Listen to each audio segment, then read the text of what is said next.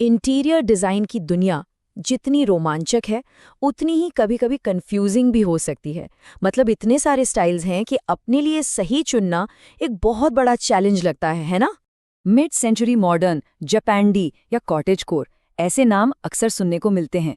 लगते तो बड़े आकर्षक हैं, लेकिन जब ऐसे दर्जनों ऑप्शन सामने हों तो अपने घर के लिए सही चुनाव करना लगभग नामुमकिन सा लगता है।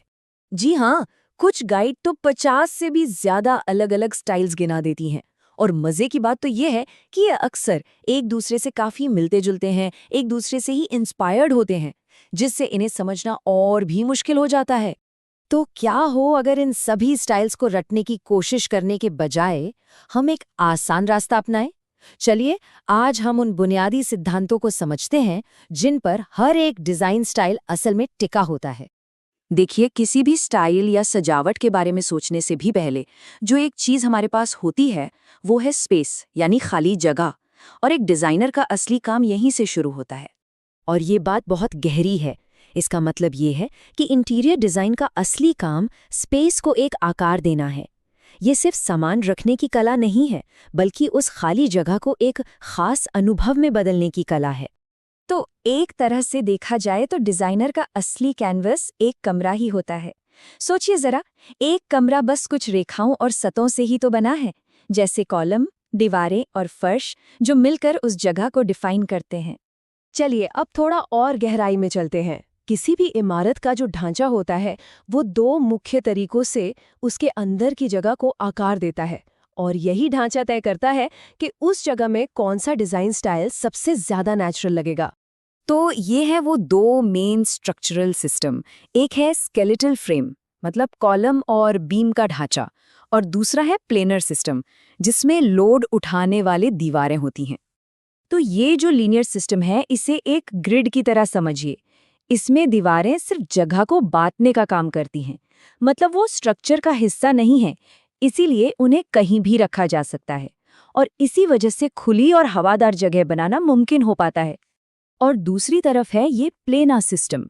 इसमें दीवारें सिर्फ कमरे नहीं बनाती, बल्कि वही पूरी इमारत का बोझ उठाती हैं। यहाँ कमरे पहले से ही ज्यादा डिफाइंड और अलग-अलग होते हैं।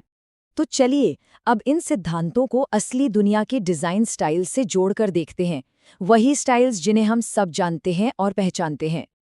पहले बात करते हैं स्केलेटल फ्रेम की। जब किसी इमारत का ढांचा खुला और साफ साफ दिखता है तो ये एक खास तरह के डिजाइन स्टाइल को जन्म देता है, और इसका सबसे बढ़िया उदाहरण है इंडस्ट्रियल स्टाइल। सोचिए, ये स्टाइल इमारत के कंकाल को छिपाता नहीं, बल्कि उसे सेलिब्रेट करता है। खुली हुई ईंटें, कंक्रीट के कॉलम्स और धातु के बीम, ये सब सजावट का एक अहम हिस्सा बन जाते हैं। अब जरा उस स्ट्रक्चर पर आते हैं जो दीवारों और घेराव पर जोर देता है। ये एक पूरी तरह से अलग तरह के स्टाइल्स को जन्म देता है। यहाँ पर ट्रेडिशनल स्टाइल बिल्कुल फिट बैठता है।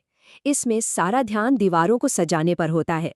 क्राउन मोल्डिंग और पैनलिंग जैसे डिटेल से एक शाही और आरामदायक माहौल बनाया जाता है। तो अब बात समझ में आ रही है?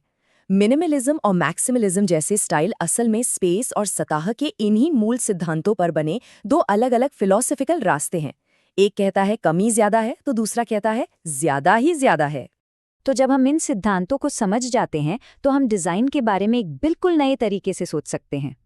एक बार जब स्ट्रक्चर की कहानी साफ हो जाती है, तब खेल में आते हैं लाइट, रंग और टेक्सचर जैसी चीजें। यही वो परतें हैं जो किसी भी स्पेस को उसका असली कैरेक्टर देती हैं। देखिए, असली मकसद किसी स्टाइल का टैग लगाना नहीं है, बल्कि डिजाइन के उन बेसिक बिल्डिंग ब्लॉक्स को समझना है जिनसे हर स्पेस बनता है।